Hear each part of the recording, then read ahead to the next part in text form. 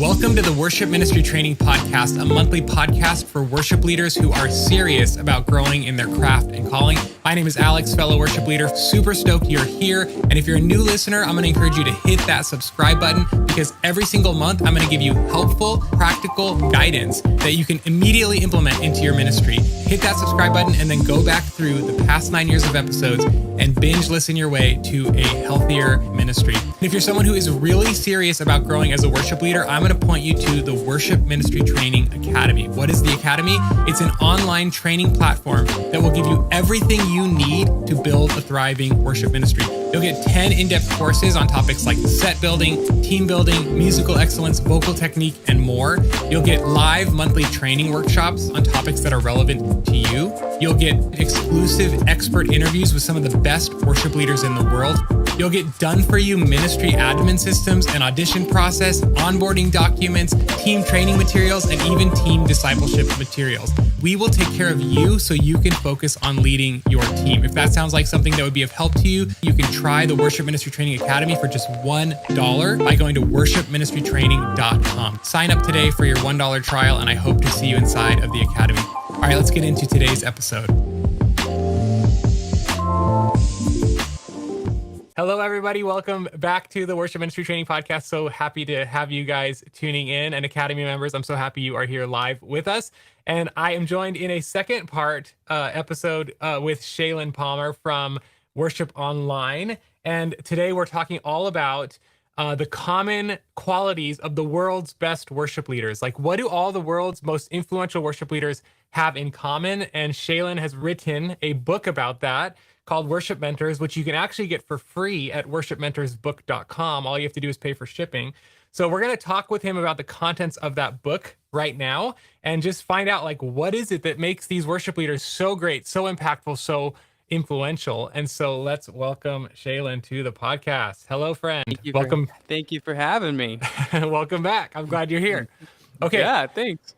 So you synthesized all this data from all of these interviews that you've had on your podcast. You know, you've talked to all these famous worship leaders, these influential worship leaders, these people making a big splash for the kingdom.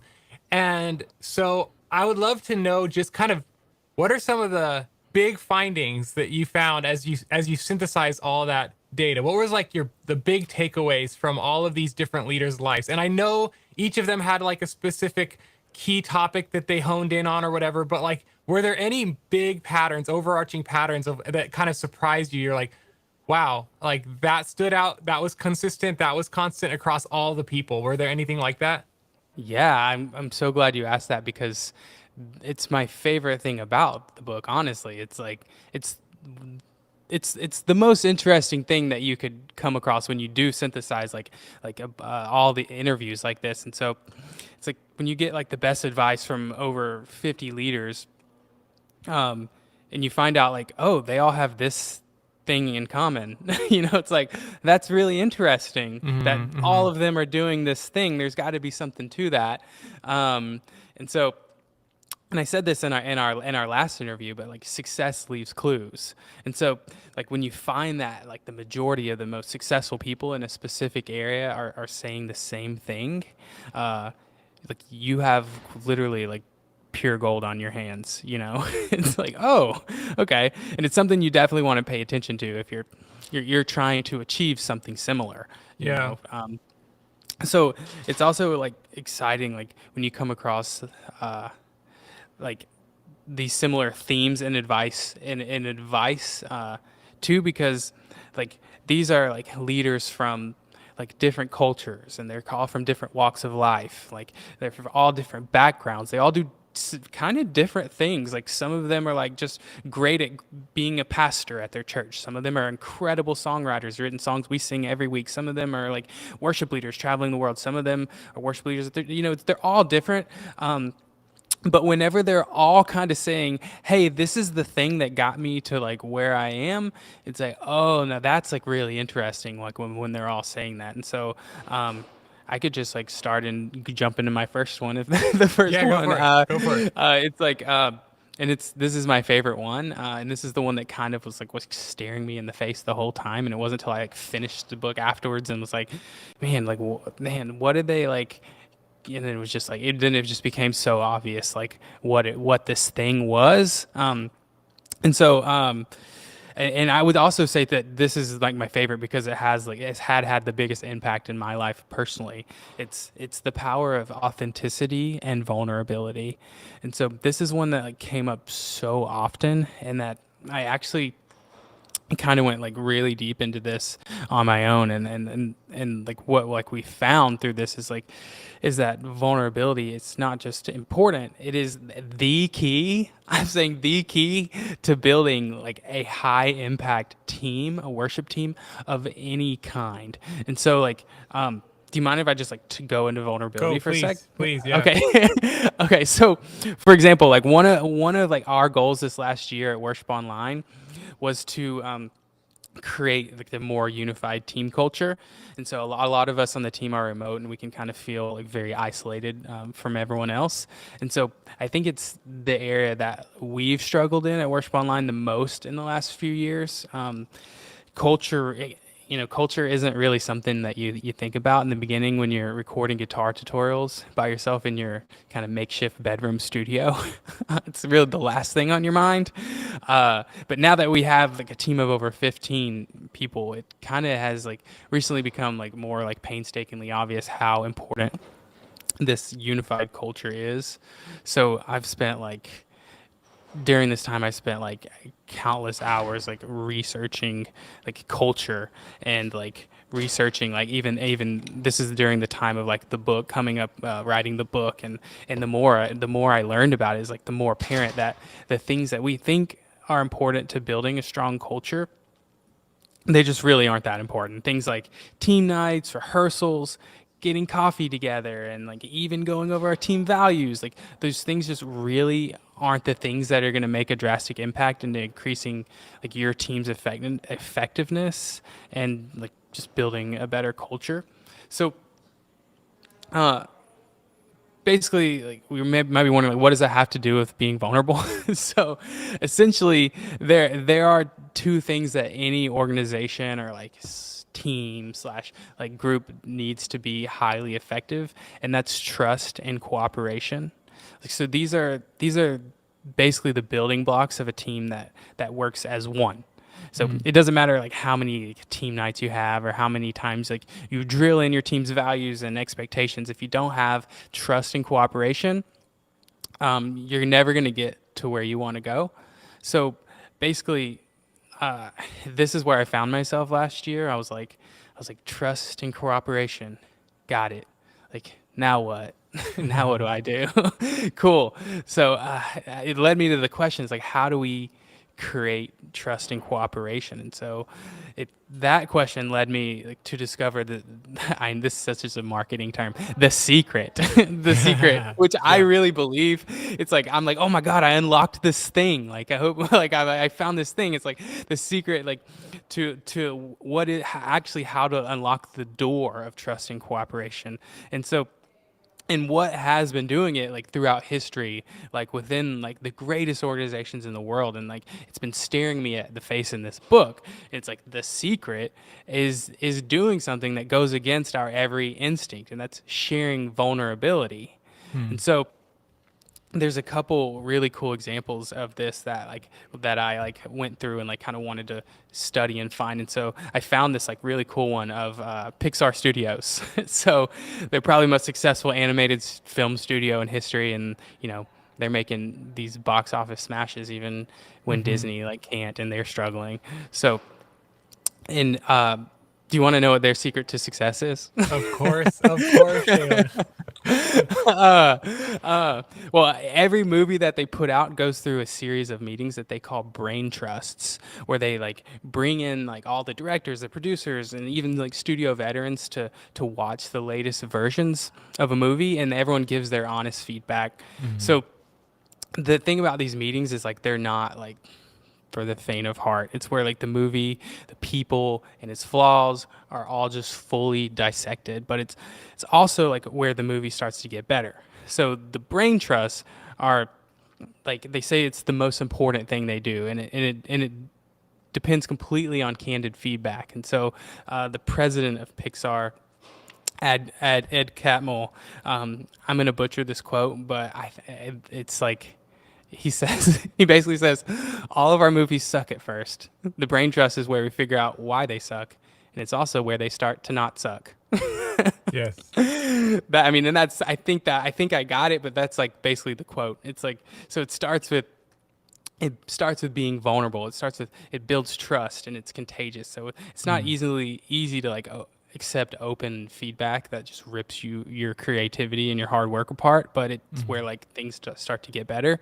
And so another group that does this really well that I found is the Navy SEALs. They have something similar that they call these AARs, like after action reviews, where they go over their problems and they kind of face all the uncomfortable questions like head on, where it's like super raw and like painful and it's like filled with all this uncertainty and emotion. But they say it's probably the most crucial thing that they do aside from the missions themselves. And so there's just a ton of examples of organizations that I found that kind of where they intentionally create these awkward and painful interactions, but like these are the interactions that like generate these like highly cohesive, like trusting, like behaviors that's needed for cooperation, and it's what makes them successful. So vulnerability. It's like what exactly is vulnerability? It's like I remember, and I'm pulling up some notes right here because this is really great. So imagine like so if you're listening to this, imagine like this is how we describe vulnerability. Imagine like you and a stranger ask each other two questions. So the first question is, what was the best gift you ever received and why? And the second question is there something that you've dreamed of doing for a long time? Why haven't you done it? So when you look at these two questions, like they're very similar. They both ask you to kind of share some personal information, but if you're the one like doing the questions and you're in the experiment, you would notice like, two big differences. So when you like start to answer the second question, you notice that your heart starts to race a little more and that you feel a little more uncomfortable. Why haven't you achieved your dream? And the second thing that you'll notice is you and the other person start to feel closer to each other. And this is actually around 24% closer compared to the first question, according to this study that they did at Harvard. So they found that like confessions, discomfort, and authenticity break down these barriers between people and like tip them into deeper connections. So while the first question kind of generated information, the second one creates something more powerful, which you can guess what it is. Vulnerability. So we all kind of know that intuitively that vulnerability sparks some level of connection between people, but we may not like realize like how powerful it actually is, like especially in a group setting. And right now I'm like Googling because there's this quote I want to read you. There's this quote from this Dr. Jeff Polzer. He's a professor at Harvard, who was in charge of the study I just mentioned to you. So his quote, it says, "Vulnerability is not some touchy-feely act. It's simply sending a clear signal that you have weakness. And if that vulnerability becomes a model for others, that's when you can set aside insecurities and get to work. You can start to trust each other and help each other. On the other hand, if you never have the vulnerable moment, people will try to cover up their weaknesses, and every little task becomes a place where insecurities manifest themselves." So basically, becoming vulnerable is less about you and more about those around you. And he goes on to say, you can actually see the moment when people start to relax and trust. The group picks up on this idea and says, okay, this is the mode we're going to be in, and starts behaving according to the norm, and that it's okay to admit weaknesses and help each other. So I don't know about you, but I can think of a number of times like while leading a team where simply asking like, anybody have any ideas? Like sparked a conversation that just like resulted in the end result of finding like the perfect solution or like creating something great. Like a simple statement that doesn't seem like much, but it's much more powerful than we realize. So I just want to bring this all home because I've gone on this research tangent. So as the leader, you're the source of power and authority that others look to for their assurance and their direction. So when you ask Anybody have any ideas? That opens up a whole new dynamic to the group. You've essentially said, I don't know everything. I need you. And like that, now it's not the leader and the followers serving two separate functions. It's Mm. this unified group working together as one.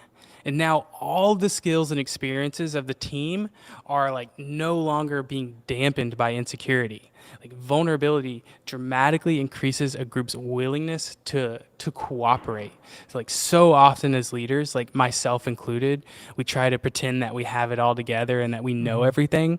And too often when we do that, we lead these like failing organizations and we create like minimal results. That's why I always try to hire like people for worship online that are smarter than me or have a skill set that I don't.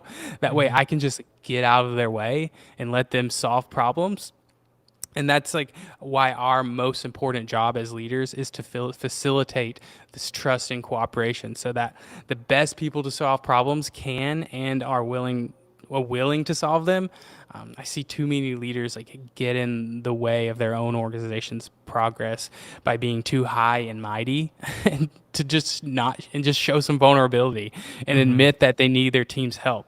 So what we can do is just like be on the lookout like for how great leaders express vulnerability. Like you're going to see it in this book so many times, like they're going to mention it in passing and it's like not that obvious, but it's like now that I've explained it to you, you're going to see as you read the book that like, oh, like that's him being vulnerable, or like, oh, they're talking about vulnerability or transparency Mhm. right now, and it's Mhm. going to become so obvious. Like, I first started noticing it as I was going through the interviews, and then when I was really diving in, researching this, there was this cool example I found.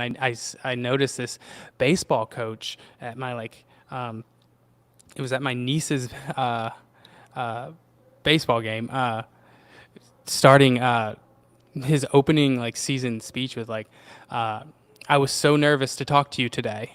And it's great because you could physically see the reaction like of the Mhm. team as they like smiled and just kind of relaxed their posture. Yeah. And like, and another cool one that I found is like Steve Jobs, who's like seemingly invulnerable, but he's actually known for starting conversations with the phrase, "Here's a dopey idea." Yeah. um, Mhm. and so like another I was about to go somewhere. My brain works so fast. I'm No, like, it's hey, I'm in another world right now.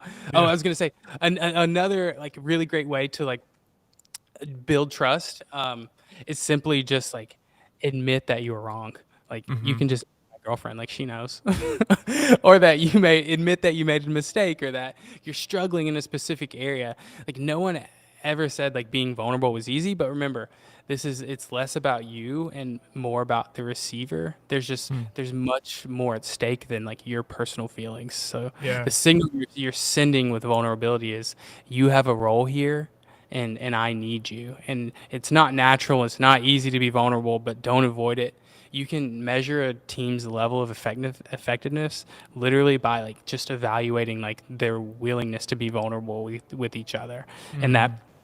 that vulnerability leads to trust, and that trust leads to communication and being able to take more risks. I know I went off on a full tangent there, but No. I challenge everyone that's listening to like start flexing your vulnerability muscle. Then like just watch as your team starts to like be more open and trusting with each other. Even if you don't lead a team, like try it with those around you and just watch. Like you'll get the same results. Mhm. But it is important to say, however, if you are the leader, make sure that you're vulnerable first and often. Like no moment carries more weight than the moment that the leader signals vulnerability to the team. And not to mention, there's just like such a freedom in just like being your open and honest self. Yeah. And and so as I was talking, I was literally Googling because I wanted to pull this up too. So it's just more on the note of like how everyone listening can take action on this because there's these three questions that one of the leaders at Google, who's head of like their people analytics, um, it's there's three questions he recommends that every leader should ask, and so I didn't want to mess them up. I wanted to read them exactly, but these are so great. And so the first question is, this is what you should ask your team, like what is one thing that I do that you would like me to continue to do? And then question 2, what is one thing that I don't currently do frequently enough that you think I should do more? And then 3 is, what do I do to make you more, what can I do to make you more effective? And I love how each of those questions signals vulnerability from the leader, and it just makes it safe for the team members to do the same. That is so good. Yeah. When you research culture, team culture, the big keyword is psychological safety. And everything that you're Mm, sharing right now is creating a space of psychological safety where people feel safe expressing themselves and being honest with you because you are in a humble posture of like, I don't have all the answers. I don't know what I'm mhm. doing. We are a team. I need you. I'm not your boss. Like we're co-laboring together, and I think Yeah. all of that is very powerful. Another thought that I had regarding the authenticity that you said was a key factor of these world's best worship leaders was Mhm. really owning and being comfortable with who God made you to be. My guess is there was some of that involved in these worship leaders as well, where all of their Mhm. flaws, all of their pain, all of their vulnerability, yes, but also like just knowing who they are and being okay with who they are and not trying to be someone else and staying in the lane Mm. God had assigned to them. I bet you there's something to Yeah. that because I think a Yeah. lot of us compare ourselves to one another, and that's a losing game. Like God didn't Mhm. make me to be Shalon, and He didn't make you to be me. He made me to be me, and I run in my lane, and you run in your lane, and the world is Yeah. better because we're both running in our lane instead of trying to beat each other. Is there something Mhm. there also when you said authenticity was one of the key findings? 100%, 100%. I would say most, I mean, probably all of them. I mean, with assuming without straight up just asking, I think kind of what you're saying is like being the authenticity of being yourself. It's like that goes into like courage, like having courage to do that and being yourself despite fear. And that's what most of us that sit on the sidelines and aren't out there like trying to achieve something and do something big. That's what we deal with is fear because we're afraid of being authentic, and we're afraid what everyone's going to think. Being authentic, it's not safe. It doesn't feel safe because all of your flaws are out there for everyone to judge and everyone to see. And so that authenticity is so important, and that in the way you do that is through courage. And I would say every single one of the leaders in this book has had some level of courage to be able to put themselves out there, to be able to get on the stage, to get on to play the game, if anything, to just get out there and just do it. And so authenticity is a huge part of that. Yeah. Were there any other major threads that you saw across all of the worship leaders, or maybe something that surprised you that was also common amongst the worship leaders? I think the vulnerability piece was surprising to you, but was there anything else? I don't know if surprising. I mean, there's a few more. There's a couple things that they all had in common. I can just like touch Yeah, on go those for it. super quick, Yeah. super quick. I mean, the another big one was community. Like every single leader that we spoke to was like deeply involved in their home church communities, and like most of them have been there for years. So I think that like, even like all the leaders we spoke to that were songwriters, like who wrote massive like anthems and that were sung all over the world, like David from All Sons and Daughters, or the Hillsong Crew, Carrie Job, Chris Tomlin, Christian Stanley, like all of these guys, we found out that like every single like all the songs that they were written to were written first to fill a need within their home church and their community first before like that song ended up spreading across the world and we're singing it in our churches everywhere. That song was written because they really needed they were going through something at their church community that they really wanted to like pour this message over their home church community first. And so like when they're setting out to write songs, they weren't just like, let's write a song that's gonna blow up all over the world and like we're gonna be famous. It's like it wasn't that at all. It was like, oh, we're writing this song for our community, and then it ended up just spreading from there because that message was potent, and it happened to be what other church communities needed as well at the time.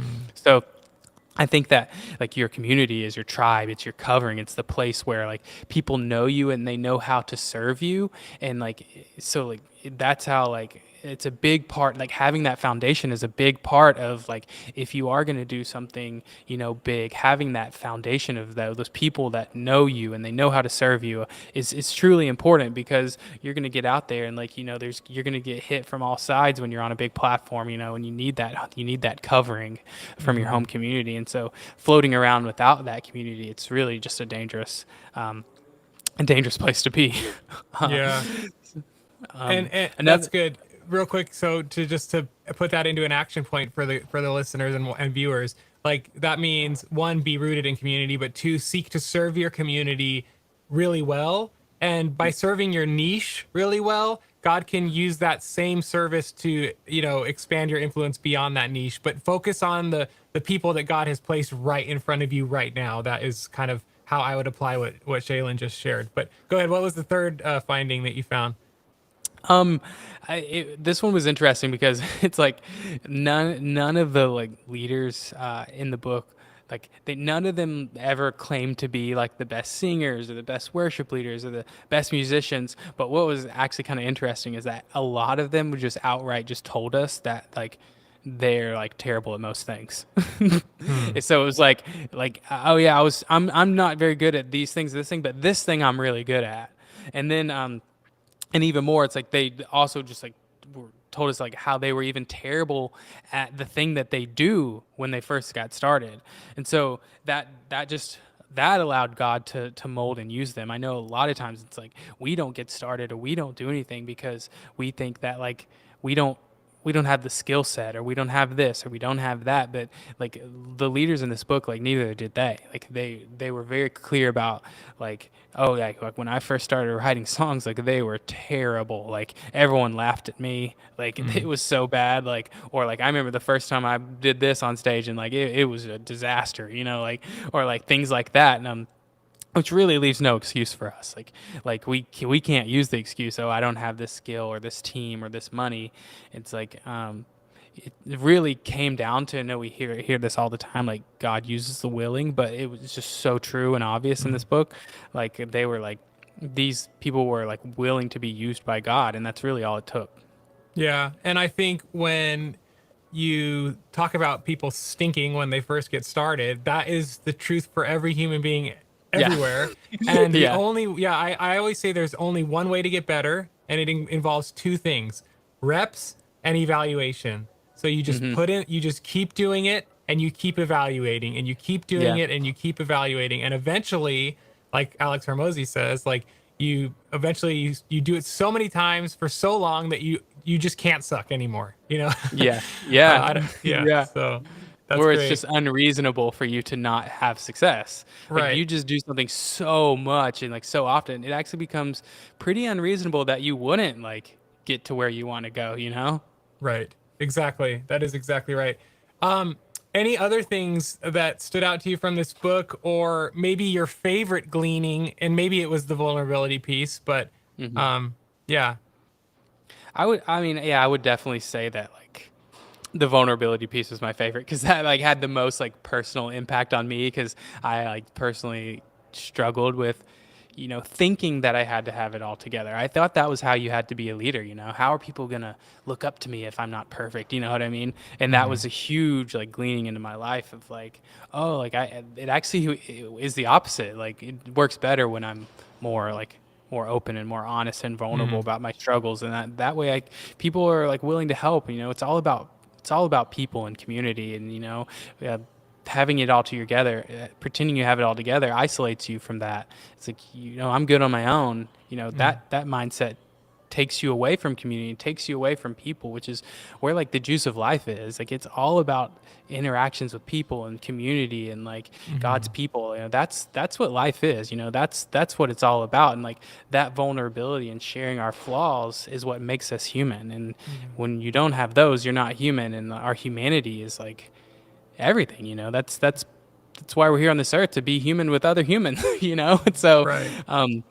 the more like I've used this expression before, it's like free people, and the more that you are free with expressing yourself and your vulnerability, the more it gives other people the permission to do the same.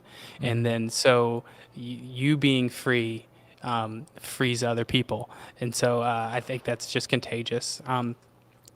There's kind of one more, like, just off the top of my head that was really cool. Was just, and this is like a big one we have to talk about for a long time, but it was just like there are no overnight successes. Like all of it took a lot of time, a lot of effort, a lot of work to to build the thing that they wanted to build. And like I know that's true in my life and for you and like basically for everyone. But there's some really good lessons about that in the book for anyone who's discouraged on like, oh, I've been doing this thing, but I'm not getting anywhere, or like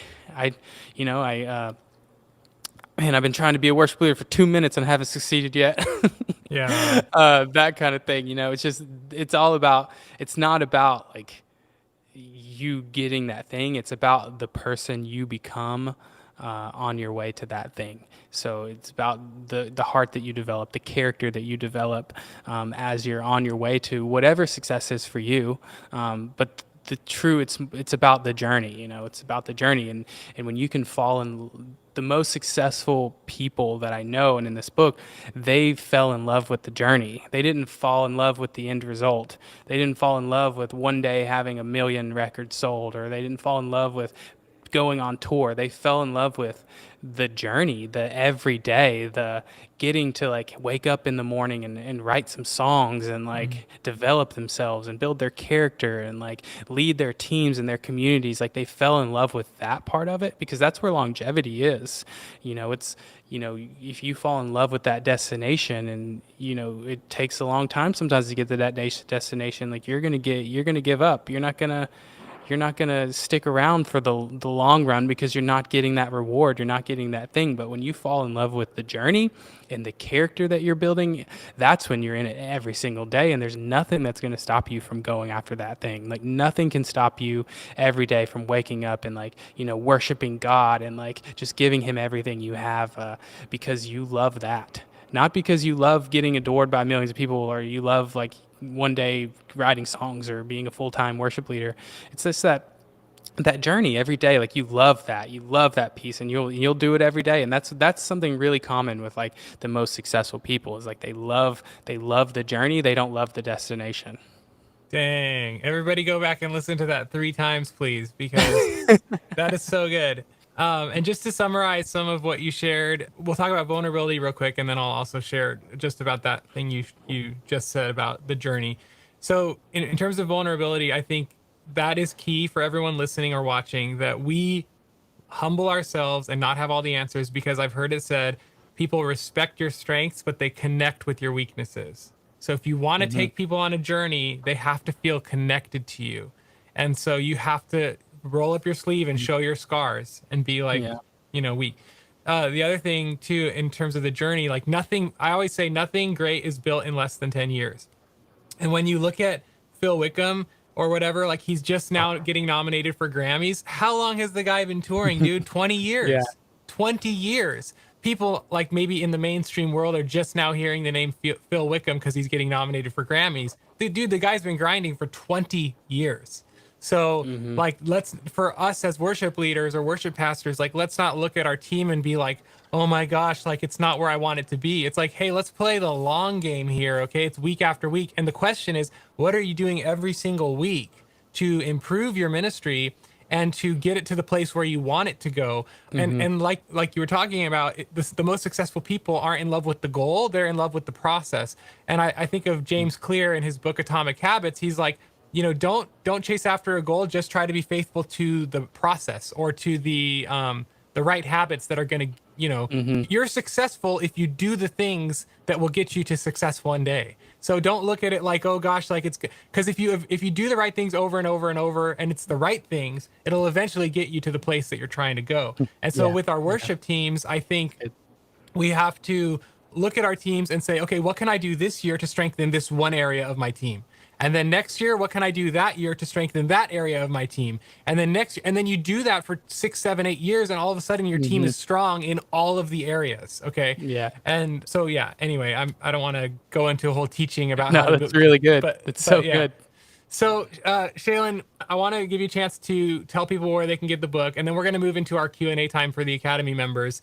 But cool. Do you just have any final thoughts or encouragements for the worship leaders listening, whether it's about what makes great worship leaders, or if it's just something else that God has put on your heart to encourage worship leaders with.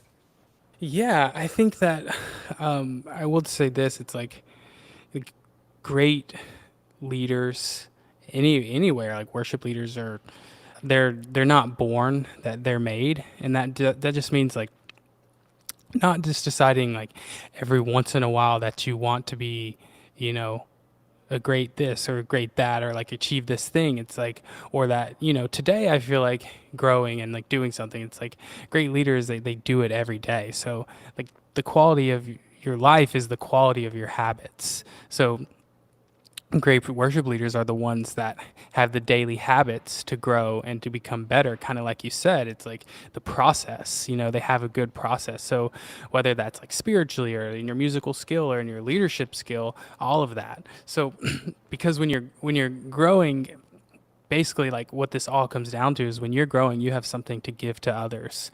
If you're not growing, we all know like you're dead.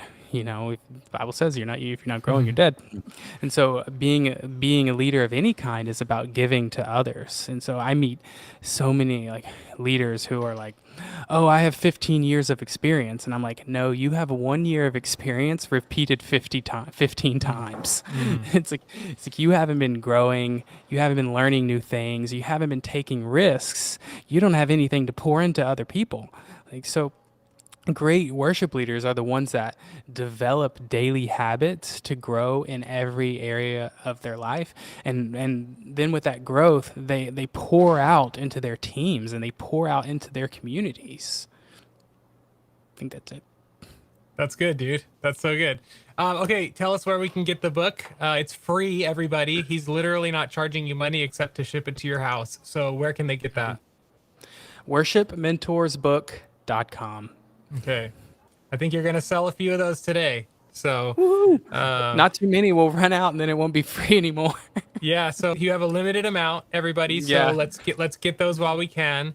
And I'll put the link in the show notes or underneath the YouTube video. But Shalon, thanks for your time. And we're going to move now into our live Q&A session with our Academy members. So Academy members, hold tight. And everyone else, I will see you in the next episode. If you want to join the Academy, I would love to see you inside, and you can be on these calls live, and we can have your questions being answered by wisdom truth droppers like Shalon. All right, see you guys next time. Thanks for tuning in today. I hope this episode encouraged you, helped you, and pushed you forward in your ministry. If it helped you, can you take a second and help us by sending it to just one person that you think needs to hear this?